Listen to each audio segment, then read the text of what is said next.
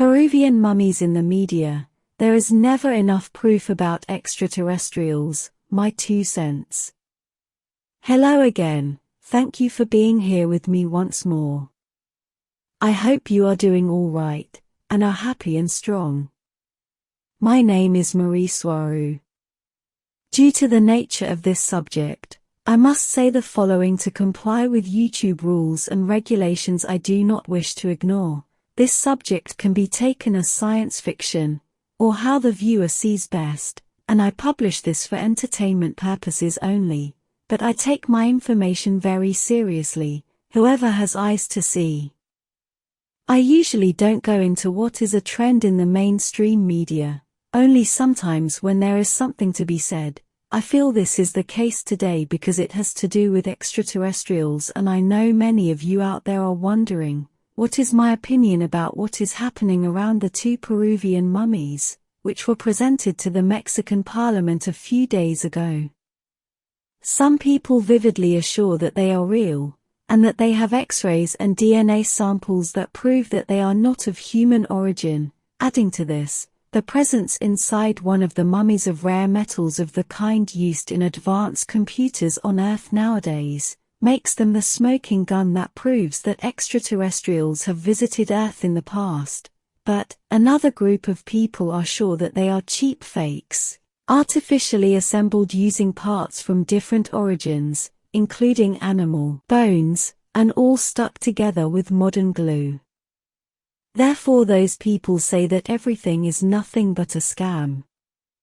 Before going in deeper to look at all that is happening and all the noise around them, I want to share with you what I can say about the mummies specifically from my point of view and resources from up here.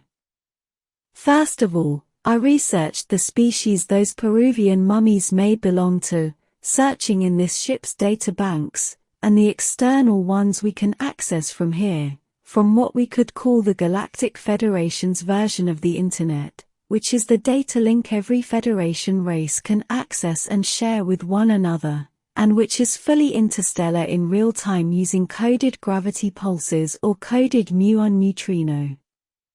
Directly said, we cannot find to what species those mummies belong to. They certainly have many elements which make them similar to some small species of greys from Zeta Reticuli, yet they also differ substantially from all the greys we have in our data banks, as well as from other small humanoid species we may know about, especially because one of those mummies has 3 eggs inside, making us exclude close to all of the species to which they resemble the most physically, based on our data banks. The Peruvian mummies are badly deteriorated, and it's hard to know how they may have really looked when alive, if they ever were alive. Looking at the X-rays, their rib cage doesn't make much sense to any of us here, including to Sane Trey, our ship's physician and biologist. Their absence in our, and the Federation's data banks is no proof that they are not real. Proof of absence is not proof of non-existence, it simply means that we don't know them. There are millions upon millions of stars with an even larger number of planets orbiting them, and cataloguing every species is an impossible task, yet it is still done and has been done for ages now, so the extraterrestrial catalogue is very large, and in the millions of billions, yet our quantum holographic computers can search for a probable match in a matter of seconds, but they are giving us nothing conclusive. This also brings us to the next unavoidable question: are they fakes? We think that it is a possibility, yes, and they probably are.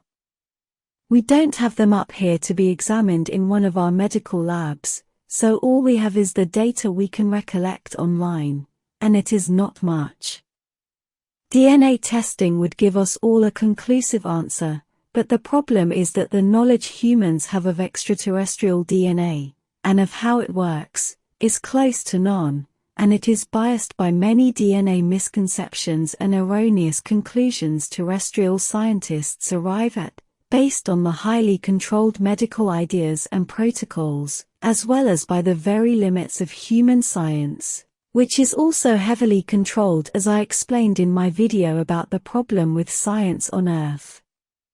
In short, if they find some human DNA inside any tissue being tested, it is immediately concluded that it comes from a human, therefore it is not of extraterrestrial origin, or if confronted with clear differences, then it is concluded that the tissue sample comes from someone with a genetic problem, disorder, mutation, and so on. This vastly ignores the fact that there are more humans as such, outside Earth, but even worse, they seem to ignore that all biological organisms based on carbon share a very large part of their genetic code, and in the case of mammals, they share nearly all their genetic code, leaving the unique characteristics between the species to small genetic markers, which make all the difference, and this goes as well for similar species which are found outside Earth. For example, your house cat and an interstellar Irma lion share over 95% of their genetic code. My point is that finding human DNA in supposedly extraterrestrial tissue samples does not prove that they are fake. It looks like UFO researchers take for granted that for something to be extraterrestrial, its genetic code must be completely different to anything found on Earth, and therefore, completely unknown to science. This is the case of Lloyd Pye and his so-called Star Child skull, which was found in a Mexican mine at the beginning of the 20th century, if I remember correctly, and which made its way onto his hands. He then studied the skull from medical and forensic angles, with the participation of several experts in their fields, but he also managed to perform genetic testing on it, and the conclusions were clear. A large amount of its DNA code is unknown to human science, yet, as the larger portion of it was found to be human, they catalogued the skull as coming from a hybrid, half human and half extraterrestrial. But, as I just said, that large human-like DNA portion found in the Star Child's skull does not make it a hybrid, because all humanoid species based on carbon share a very large amount of their DNA code and print, but I'm telling you this from the point of view and knowledge of my science here, because the one on Earth is heavily biased and controlled, and always follows the Darwinian natural evolution model. Therefore they easily and wrongly conclude that similar organisms cannot exist on Earth and elsewhere in the universe simultaneously. My predecessors studied the Lloyd Pye Star Child case closely some years ago, and I was able to study the files which are still found in this ship's databanks. The skull clearly shows logical biological patterns which indicate that the creature was once alive and had several very substantial differences with a human skull, which make it a definitive non-human example, and a smoking gun that proves extraterrestrials exist. The spinal column is centered under the skull, in a much better place than where it connects in the case of humans because it is a more balanced place and a stronger, safer one as well.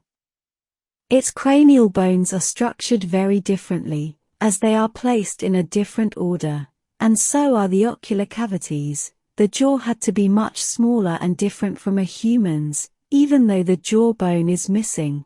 This can be concluded studying the upper portion of it as well as its juncture points, among other things. But the most conclusive evidence was the DNA code, which clearly and irrefutably concluded that a large part of its DNA is unknown to human science. But even having this in his hands, Lloyd Pye was ridiculed and ostracized from his scientific community. His critics assured the public that the skull was nothing more than the remains of a hydrocephalus child, basically with cranial hydroenlargement syndrome, completely ignoring basic forensic conclusions that stated that the skull bones were fully fused with one another, indicating that the skull came from a fully grown and mature adult, and they ignored all the DNA results as well, assuming that they were tricked somehow. Lloyd Pye's star-child skull is now almost forgotten and ignored, most probably relegated to some box in a basement somewhere. Pye claimed the skull to be a hybrid offspring of an extraterrestrial and a human female, based on his mitochondria DNA testing. And all Lloyd's efforts not only were in vain as he could convince no one about its extraterrestrial origin, but his efforts to pursue his investigation and to push his conclusions to the public made him get some kind of rare cancer. Everyone in the know is aware that Lloyd Pye was murdered using artificially weaponized cancer to stop him from pursuing his line of work, as it was going against the cabal's interests. Coming back to the Peruvian mummies, in our humble opinion, they do not present a logical morphological or physical structure, as Lloyd Pye's star-child clearly does, and contrary to the case of the mummies, we know the species it belonged to, and that is to one of the species of greys from Zeta Reticuli, friendly by the way.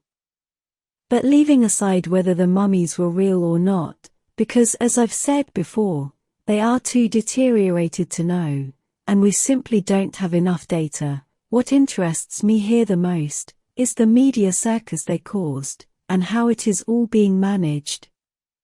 The UFO researcher who presented them to the Mexican Parliament claims to have DNA proof that they are real, but in his own words, he is not allowed to present it to the public, while people with authority coming from Mexican universities simply state they are fake, and they must be, simply because they say they are, imposing their status and their socially accepted authority over this UFO investigator, with no regards nor interests to see the facts.